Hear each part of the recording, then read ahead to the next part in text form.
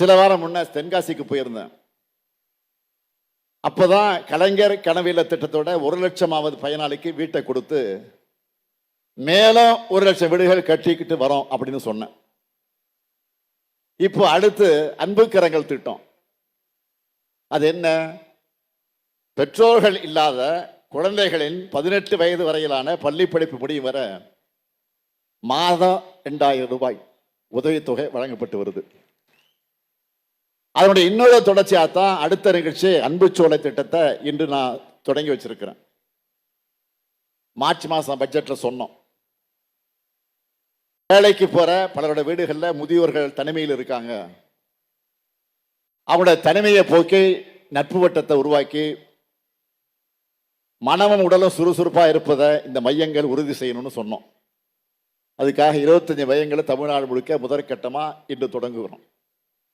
அவங்களுக்கு சிற்றுண்டி, மதிய உணவு, பிசியோதெரபி பயிற்சி, தொலைக்காட்சி, இன்டோர் கேம்ஸ் உள்ளிட்ட பொழுதுபோக்குகள், கைவினை பயிற்சிகள்னு தேவையான எல்லாமே அன்புச்சோலை மையத்தில் கிடைப்பது போல இந்த திட்டத்தை வடிவமைச்சிருக்கோம்.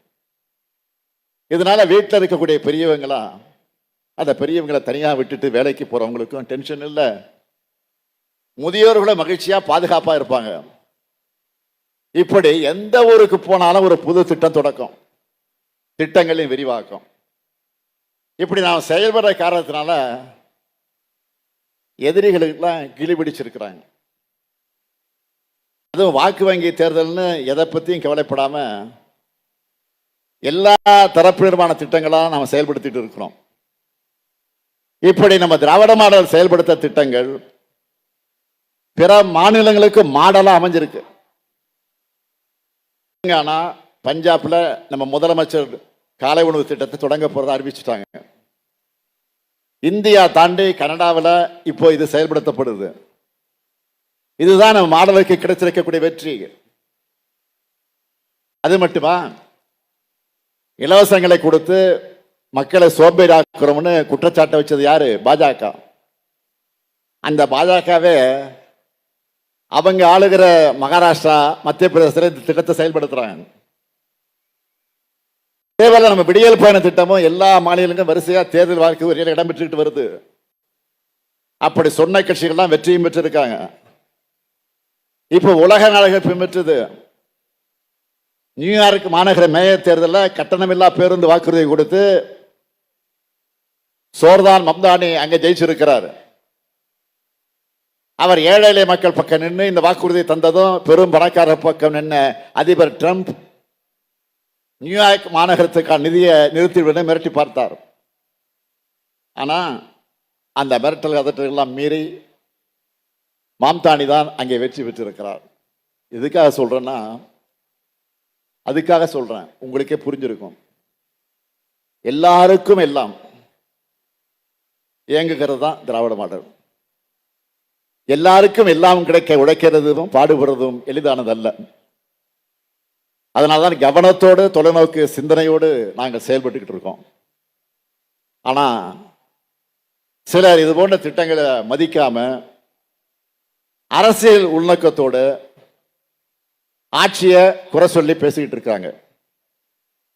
எதிர்கட்சினா எல்லாத்தையும் எதிர்க்கணும்னு இல்லை.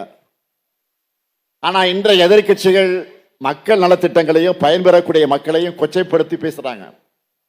என்ன செய்யறது? அவங்களுடைய குணம் அப்படி. அவங்களுக்கு தெரிஞ்ச பண்பாடு அவ்வளவுதான்.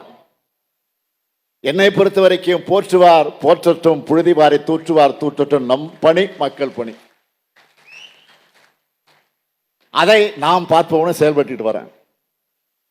எதிர்கட்சிகள் என்ன போய் சொன்னாலும், பொறாமையில மக்கள் நல திட்டங்கள் தேவையில்லை, 1000 ரூபாய் வேணாம்னு சொல்லி கொச்சைப்படுத்தினாலும் மக்கள் அவங்கள மதிக்கிறது இல்லை.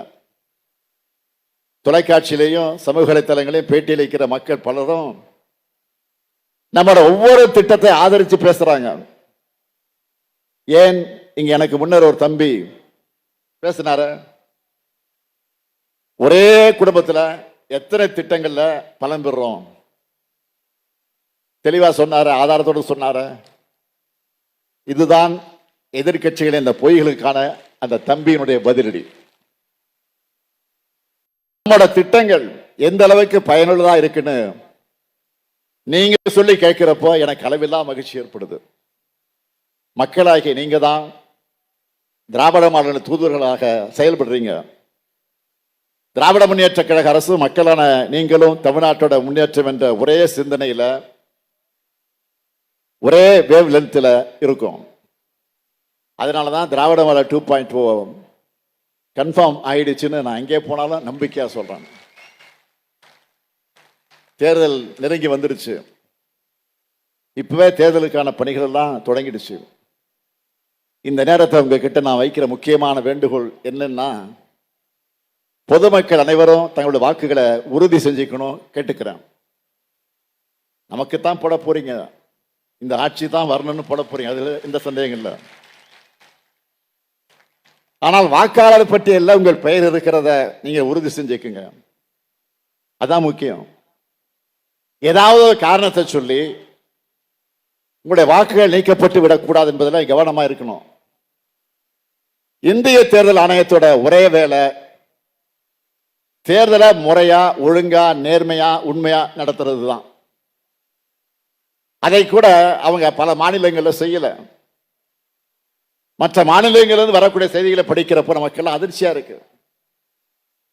நீங்க எல்லாரும் செய்திகள்ல, சோசியல் மீடியாக்களை பார்த்திருப்பீங்க. ஹரியானா மாநிலத்தில் அநியாயமா நடந்திருக்கு. ஒரு மாநிலத்தில் வாக்காளராக இருக்கிறவங்க இன்னொரு மாநிலத்தில் வந்து வாக்களிச்சிருக்கிறாங்க. ஒரே ஒரு வீட்டு முகவரியில 66 போலி வாக்காளர் இருந்திருக்கிறாங்க. ஒருத்தருடைய வீட்டு முகவரியில 500 வாக்காளர்கள் இருந்திருக்கிறாங்க. அவங்க எல்லாரும் வேறு மாநிலத்தை சார்ந்தவங்க.